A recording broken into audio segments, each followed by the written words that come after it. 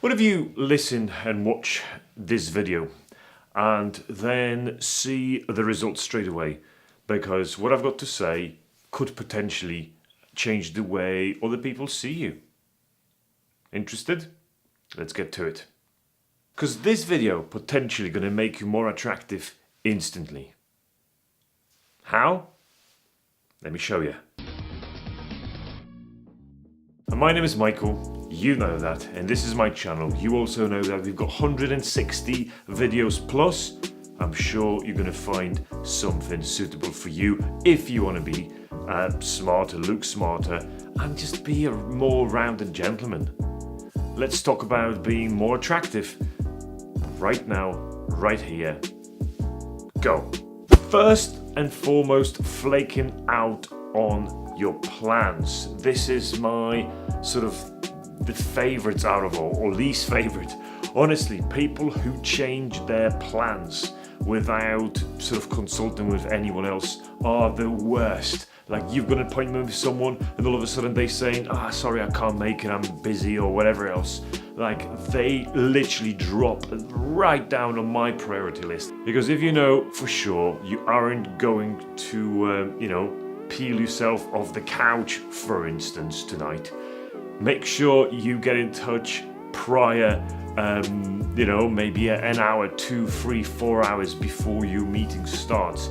Don't flake out on someone just at the very last minute. Don't cancel your plan. I know things can happen, so I'm not talking about that. I'm just talking about people changing their mind and flaking on their friends. I hate that. Because people value dependability, and constantly cancelling last minute just makes you look bad. And all of a sudden you're not going to influence anyone and you're not going to be friends with anyone, which kind of sucks. Number 2 on my list is whining and complaining. People are whining and complaining all the time. This is my second favorite. I'm a proud Pole. I'm a Brit and a Pole, and I'm obsessed with Polish people complaining all the time here in the UK. Like, I understand it's a conversation starter because we may complain about the weather or whine about, I don't know, some other political issues, but or there is Monday instead of Friday, so we whine about that. But that's okay. That's a good conversation starter. And that's totally normal. But if you try to take it too far and start to use that as a comma or as a full stop, and a second sentence that you say, every second sentence is about complaining, well, I don't want to know you. And I know lots of Polish people do that. They work in factories, they work in warehouses, for 5-7 days a week, and they just complain all the time. So just don't do that, please. Well, number 3 is don't be rude to people in general. I've seen that many times before. I even saw that yesterday, people being rude to waitresses, in restaurant or baristas at coffee shops. Like, just because you've got a shit day, don't make their day shit as well because of your sort of, obsessive nature or whatever, you've got going on in your life. So just make sure that once you recognize that you've got a shit day, just don't pass that on to others, especially in this sort of, food business and services like that. Don't be a horrible, ugly person. And that's an interesting one. Number 4 is getting too defensive.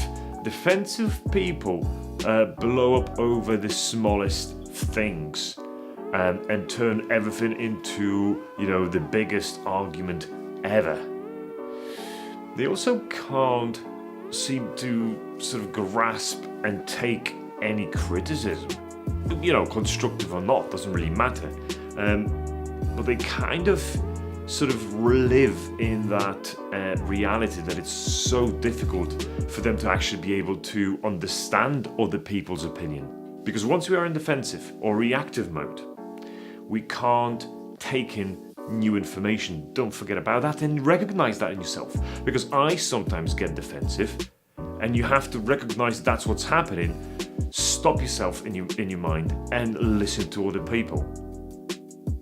because that's exactly what's the opposite of being defensive, is listening to all sides of a story and making sure that if you have got an argument, actually you argue the point calmly and rationally, and you listen to other people and respect their opinion, because most likely you will not convince each other on each other's parts, but a healthy conversation, sets a very good mood and actually makes you more attractive, especially for women. And point number 5 is something similar to point number 2 about being negative 24/7. This kind of spins me over as well, because that's something funny about sort of a bit of complaint, a bit of whine here and there, a little sarcasm, but when it goes beyond that point, that's when it starts to become heavy and it's fucking hard work. And as you said before, a little whine about the weather or about something or about politicians or about your boss is okay, but when you're above that point, when you reach that point and go over, some things can be said that it's going to be not putting you in the best light possible, and you're going to become less attractive. Because negativity needs to stop, and some people take it way too far, to the point where, everything they say is negative, and everything what they say is a complaint about something. No one wants to be around downers. No one wants to be about people who are just putting and pulling other people down. No one wants to be around you. Just the sheer fact that you actually live in the UK or US or somewhere in Europe, that you're white, not minority, that you are male, like all those things put me in such an advantage that I should never have even the courage to complain. Like the fact that I can talk to you now, it should just stop me from complaining altogether.